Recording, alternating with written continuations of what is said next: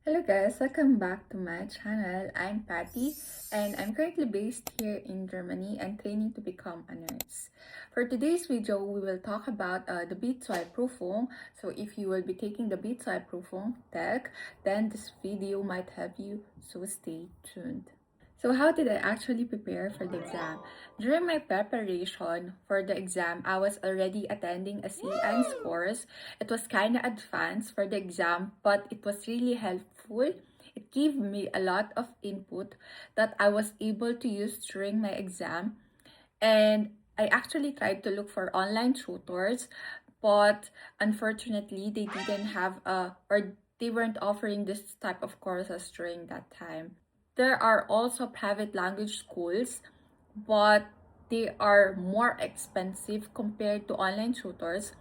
But yeah, if you have the budget for it, then go for it because I think they are also good. But online tutors also help a lot. One thing that I recommend you is to familiarize yourself with the exam. What do I mean by that? First, you have to know the format. Second, you have to know the different parts of the exam. And lastly, you have to know the time limit. So, bawat part ng exam, merong yung time limit. And you are not allowed to go back to the other part of the other parts of the exam when the time limit is done or finished. Yung TED Pizza Proof meron niyang 5 parts. Una is yung reading comprehension. Pangalawa is grammatic or yung tinatawag ng Sprachbausteine. Pangatlo is listening comprehension. Pang-apat is writing. And panglima is yung oral exam. Punta muna tayo sa reading comprehension. Sa reading comprehension, meron pa yung 3 parts. First part is yung global verstehen.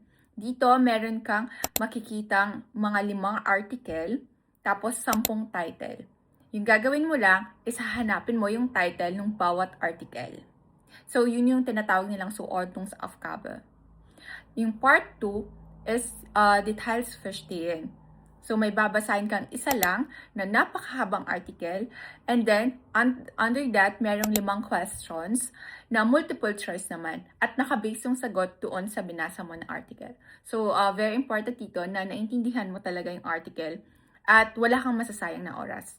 Yung third part ng reading comprehension is another Zuordnungsaufgabe. Dito, may bababasa kayong iba-ibang statement. So, mga 10 statement.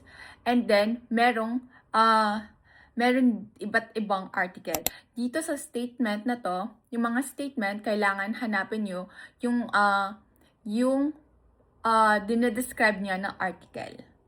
Para din siyang Teil 1, pero dito mas ano lang siya, mas konti lang siya. And then yung sa Sprachbausteine or grammatic part, same lang siya nung Sprachbausteine ng P1, pero syempre mas advanced or mas advanced yung level ng mga grammatic dito. So kunwari dito more on passive, more on conjugative swipe, more on relative Sätze, on preposition mit genitive, dative, or accusative. Dalawang parts yung Sprachbausteine. Merong first part, multiple choice. So, kunwari yung number 21 doon sa Sprachbausteine, meron kang 3 choices. And then, yung part 2 ng Sprachbausteine, halo-halo na yan sa baba.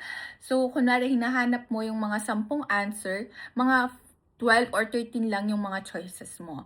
So, unlike with the first part of the exam, medyo may pag-iisipan mo pa yan. Hindi ka mukha dito sa pangalawang part ng Sprachbaustein na medyo halo-halo na sila. So, that will also take time.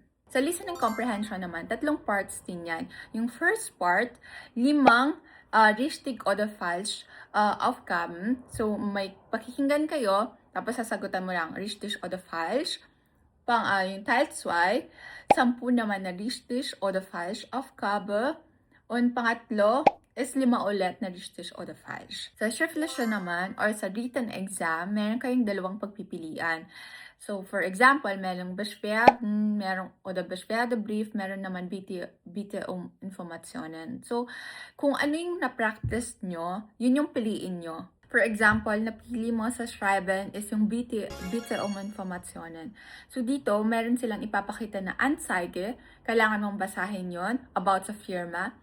and then order from the firma, and then meron silang ilalagay sa baba na different parang questions or information na gusto nilang makita, and then pipili ka lang ng 2 or 3.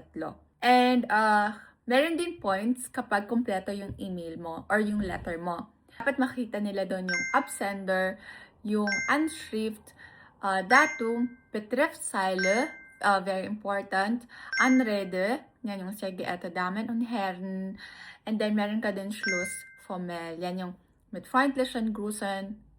yung pangalan mo. And pagdating naman sa Sprechen o sa mündliche Prüfung, meron din niyang 3 parts. So for the Teil 1 Präsentation or Part 1 Presentation, meron silang ibibigay na different topics, and then you only have to choose one. Ito yung mga topic na very, hindi naman very, pero medyo general sila. And in my opinion, you can prepare for that in advance. Zum Beispiel, sasabihin nila doon, ein Buch, das Sie gelesen haben, and then nakalagay doon, Thema, Autor, Ihre Meinung, und so weiter. So, during your preparation, pwede ka na mag-isip nung book na pwede mong i-share during your presentation. Or, meron pa, einen Film, den Sie gesehen haben.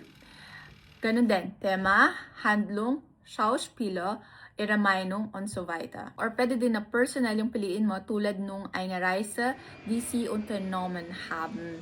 Also Ziel, Zeit, Land, Leute, und so weiter und so fort. Part 2 ng expression is discussion. So meron kayong matatanggap na isang topic, and then mag-exchange kayo ng meinung or ng opinion.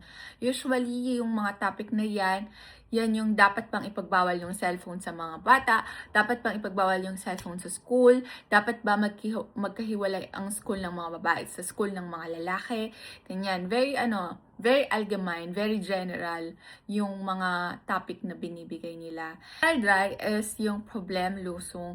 Dito papasok yung magpa-plan kayo about something. For example, eine Gruppe von Senioren 60 Jahre und älter möchte eine Reise durch Deutschland, Österreich oder die Schweiz machen.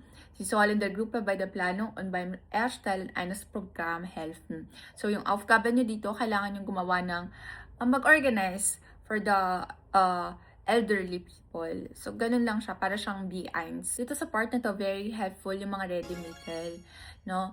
So, sa online, marami kayong mahanap na ready-meal or sa mga books. Hanggang doon na lang yung video natin. Sana may takeaway kayo, and if you have more questions or any questions regarding the exam, you can comment it in the comment box below, and don't forget to like and subscribe.